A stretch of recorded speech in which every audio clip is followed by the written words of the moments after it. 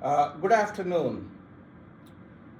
In this video, I will show you how to approximate area under the graph of a function f of x above the x-axis. This content is from section 15.3 and this is video 1 and there will be a second video. So the situation is you have a function whose graph lies above the x-axis on an interval. How do you approximate the area? We will approximate the area by means of rectangles. So let me show you an example here. So my function is f of x defined on the interval 1 through 5. So my function is the parabola y equals x squared. This is my function. If you want, we will call it as f of x from 1 to 5. So the function is defined on the interval 1 to 5 and the function is f of x squared. Really, I have to find the area of the region between the graph and the x-axis. So really this region right here, the shaded area, that's what I need to find. Our goal is to find the exact value, ultimate goal. But for the time being, we settle for approximations. So let me erase these lines.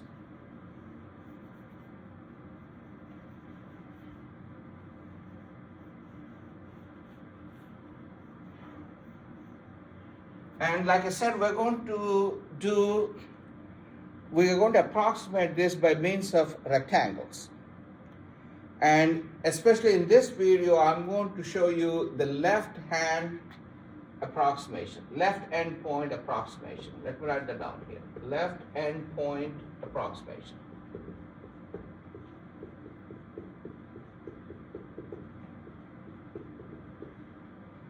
And as the wording suggests, you might have right endpoint approximation.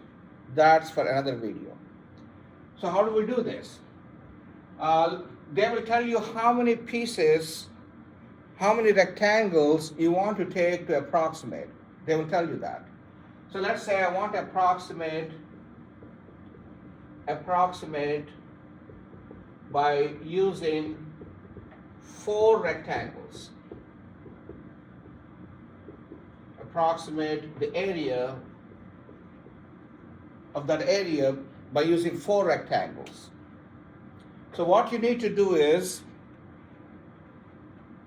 take the interval 1 through 5 and divide that into 4 equal pieces. Why 4 pieces? Because they told you use 4 rectangles to approximate. So if this total length is 1 through 5, that is 4 units. And if you want to divide each one into if you want to divide this into equal subintervals, the length of each one is 1. Why? Length of, so we need to divide this into 4 pieces. 1, 2, 3, 4 pieces. Length of each subinterval, because part of the bigger interval, is length of the interval, given interval 1 through 5, so that's 5 minus 1 divided by 4. Notice how I got this answer. 5 minus 1 is the length of the interval, and 4 is, you want to approximate by 4 rectangles. That means length of each rectangle, each subinterval is 1. So the first point is 1. You add 1 to that, that's the second point. 1 to that, that's third point, fourth and fifth, and you have 4 subintervals. Now, draw a rectangle above each of these intervals, subintervals. So you get 4 rectangles. Now the terminology. What should be the height of the rectangle or length of the rectangle? That's where this left-hand point approximation tells you how to compute the length of the rectangle. The left-hand point means you take the subinterval on which you have this rectangle, you take the left-hand point of that subinterval and compute the value of the function to come up with the height of the rectangle. So in this case, if I want to compute the height of the first rectangle, I got to take the value of the function at the left-hand point, which is this height, and that is the height of my first rectangle. For the second one, this is the height, so I'm going to use that as the height of the rectangle, still the base is 3. For the third one, that's the height, this is the base. For the fourth one, this one. So really, I'm computing the areas of these rectangles here. And notice that all these rectangles have same base. Base is 1, and height depends on where the rectangle is, and really the height is the left-hand point. So let's try to compute the areas of these. So for the first rectangle, that's this one. First rectangle. Rectangle.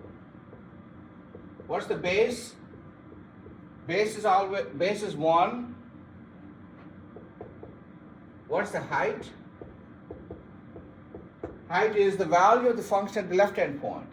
In this case, the left-hand point is 1. The value of the function at the left-hand point is f of 1. That's what you have to compute. The function is x squared, so f of 1 is 1 squared, which is 1. Therefore, area is base times height, that's 1 times 1, which is 1. That's the area of the first rectangle. Second rectangle. Base, still 1. All have equal bases, length of equal base. Height is the value of the function at the left-hand point. So your second interval is from 2 to 3. The left-hand point is 2. So you have to compute the value of the function at 2. So it's f of 2. F of 2 is 4 because the function is x squared. So the height is 4. So what's the area? Area is 1 times 4, which is 4. So let me box these things. So area of the second rectangle is 4 units. Likewise, third rectangle, base 1, height, again the value at the left-hand point, which is f of 3. Because again 3 is the left-hand point of the third interval here. So f of 3 is 9, therefore area is 1 times 9, which is 9 units. That's the area of the third rectangle. Fourth rectangle, base is 1, height, f of 4. 4 is the left-hand point of the last interval, so which is 16. Therefore, area is 1 times 16, which is 16. Okay? So we compute the areas of each of these rectangles. Therefore, approximate value of the area, approximate value of the area under the graph,